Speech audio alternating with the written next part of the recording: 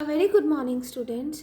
Today our topic of discussion is theorem number 9, which is let f of z is equals to summation of n varying from 0 to infinity an z minus of a की whole power n have the same radius of convergence where r, capital R, positive. Then for each k greater than equals to 1, the series, कौन सी series, f k z means kth derivative of f is equals to summation of n varying from k to infinity n minus 1 n minus 2 से लेकर so on n minus k plus 1 an z minus of a की whole power n minus of k have the same radius of convergence r. मतलब मुझे क्या prove करना है कि चाहे फर्स्ट डेरिवेटिव हो फंक्शन का, चाहे सेकेंड डेरिवेटिव हो, चाहे थर्ड डेरिवेटिव हो, चाहे केथ डेरिवेटिव हो, इस सीरीज का जो आपके पास रेडियस ऑफ कन्वर्जेंस आएगा it is equals to the radius of convergence of this. ठीक है. अब एज इफ अब यहाँ पर हमारे पास एफ के जेड क्या है, एफ के Z is equals to kth derivative of f is equals to summation of n varying from k to infinity n minus 1 n minus 2 से लेकर n minus k plus 1 an z minus a की whole power n minus k. तो अगर मैं k की value 1 put करूँ तो n minus 1 plus 1 n तक, मतलब ये प्रोसेस कहाँ तक चलेगा, n तक. That is f dash Z क्या हो जाएगा मेरे पास, it is summation of n varying from 1 to infinity n an z minus a की पावर n माइनस 1. ठीक है. जब मैं k इक्वल टू 2 पुट करेंगे अगर हम, तो एफ डबल डेरिवेटिव क्या हो जाएगा, summation of n varying from 2 to infinity n minus 2 plus 1 that is n minus 1 तक जाएगा ये an z minus of a की power n minus of 2. Is it right.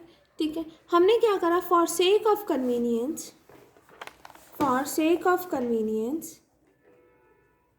We supposed that क्या कि a is 0. हमने मान लिया कि we assumed that a is 0. ठीक है. That is f dash Z क्या हो जाएगा, summation of n varying from 1 to infinity n an z की power n minus 1. F double derivative क्या हो जाएगा, summation n varying from 2 to infinity n minus 1 an z n minus 2. ठीक है. अब देखो ये जो एफ डैश जेड है ये किससे ऑब्टेन्ड हो रहा है, एफ ऑफ जेड से. ठीक है. एफ डबल डेरिवेटिव किससे ऑब्टेन्ड हो रहा है, एफ सिंगल डेरिवेटिव से, एफ डैश जेड से. अगर मैं एफ ट्रिपल डेरिवेटिव लिखूँ, थर्ड डेरिवेटिव किससे बनेगा, सेकेंड डेरिवेटिव से. यही बना ना.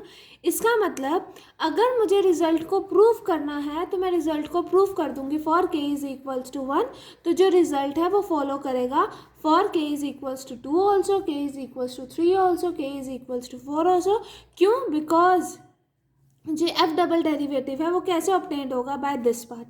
एफ ट्रिपल डेरिवेटिव कैसे ऑब्टेन्ड होगा, बाय दिस पार्ट. ठीक है ना. मतलब ये जो k इक्वल टू 2 के लेकर है, अगर मैं ये एथ पार्ट कंसिडर कर रही हूँ तो जो k इज इक्वल्स टू 2 है, the process can be obtain by applying part a for k is equals to 1 for series. कौन सी series, summation of n varying from 1 to infinity n an z minus of a की power n minus 1. Is it right students, यहाँ तक समझ आया. अब let us see in notebook. Let us start its proof. First we assume that a is equals to 0. If we prove the result for k is equals to 1, the cases k is equals to 2, 3 dash so on will follow. वही मैंने आपको बोला कि अगर k is equals to 1 के लिए result true हो जाएगा तो k equal to 2, k equal to 3 के लिए रिजल्ट क्या करेगा, follow. In fact, the case k is equals to 2 can be obtained by applying part A for k is equals to 1 to the series. This obviously अगर मैं k is equals to 2 करते हैं अगर हम, तो यही वाला पार्ट A पार्ट अगर हम k is equals to 1 के लिए अप्लाई कर दें तो obviously for the series तो हमारे पास k is equals to 2 के लिए रिजल्ट आ जाएगा. ठीक है. अब स्टार्टिंग से करें तो हमारे पास क्या है कि एफ ऑफ जेड सीरीज कौन सी है, F of Z is equals to summation of n varying from 0 to infinity an z minus of a की होल पावर n. यही है हमारे पास. ठीक है, हमने बोला है कि इसकी रेडियस ऑफ कन्वर्जेंस आर मानी है, तो by the definition of radius of convergence 1/r is equal to limit of n approaches to infinity का suprema mod of an 1/n। और अब मुझे प्रूफ क्या करना है, now we have to show that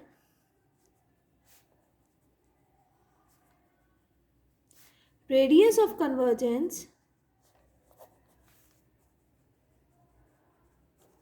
of power series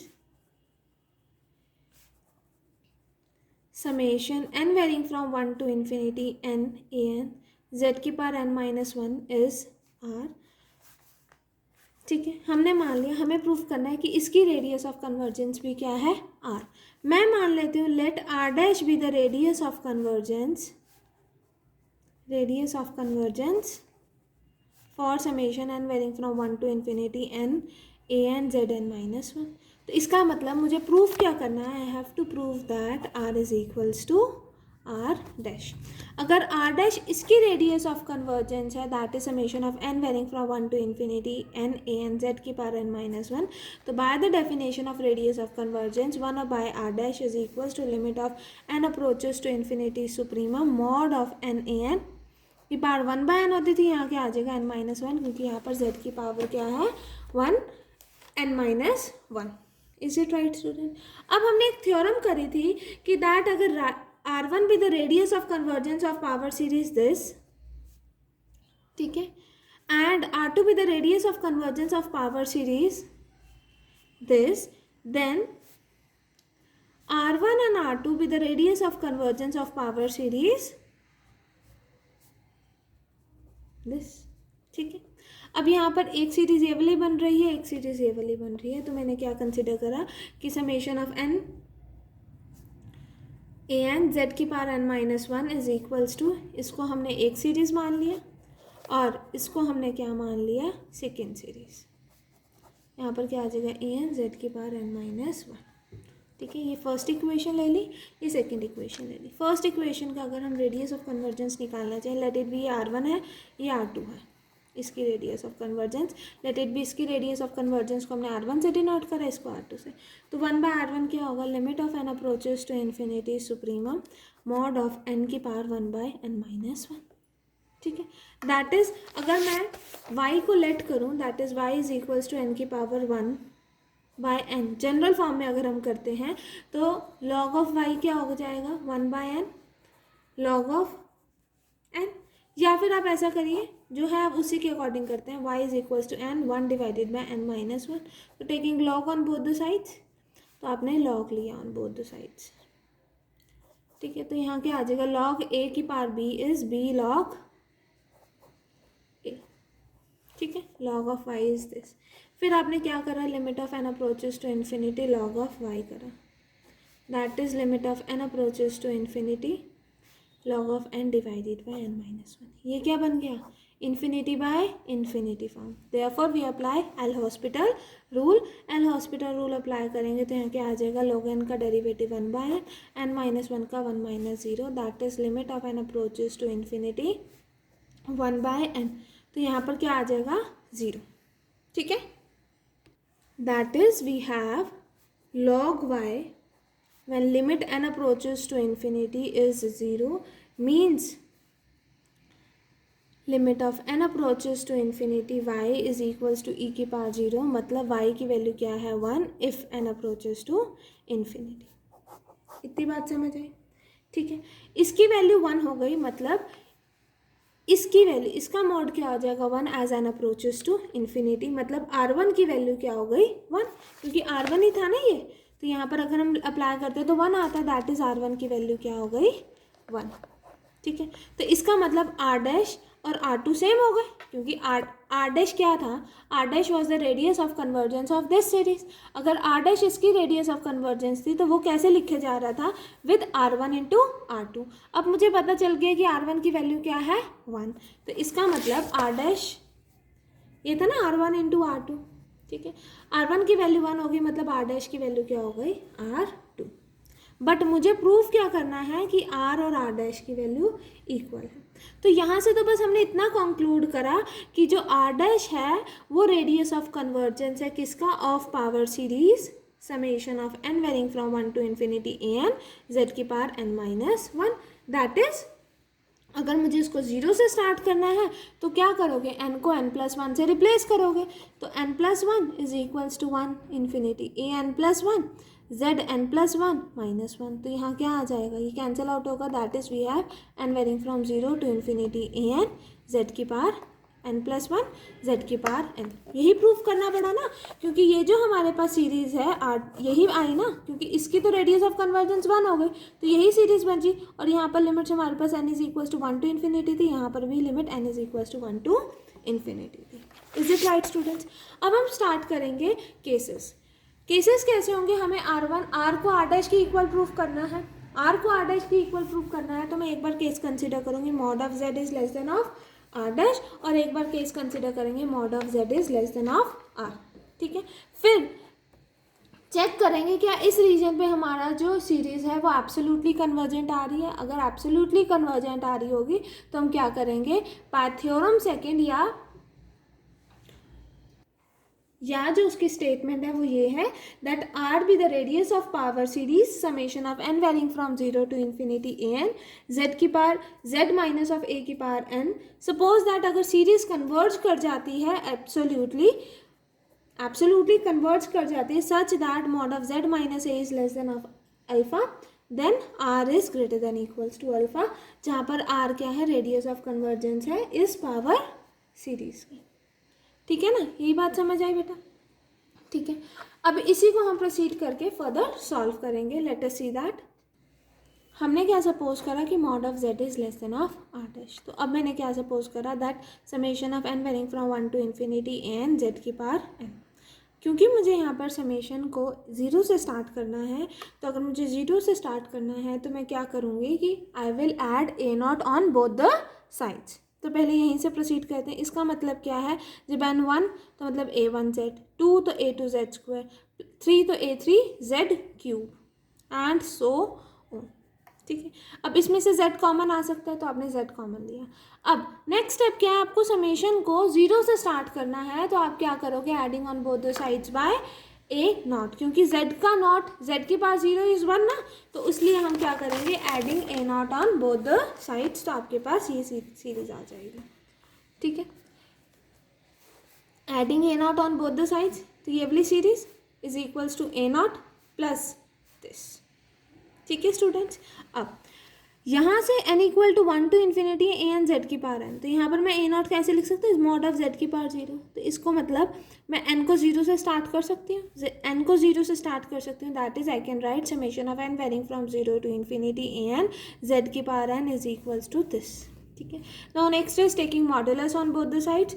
mod of a plus b is less than equals to mod of a plus mod of b.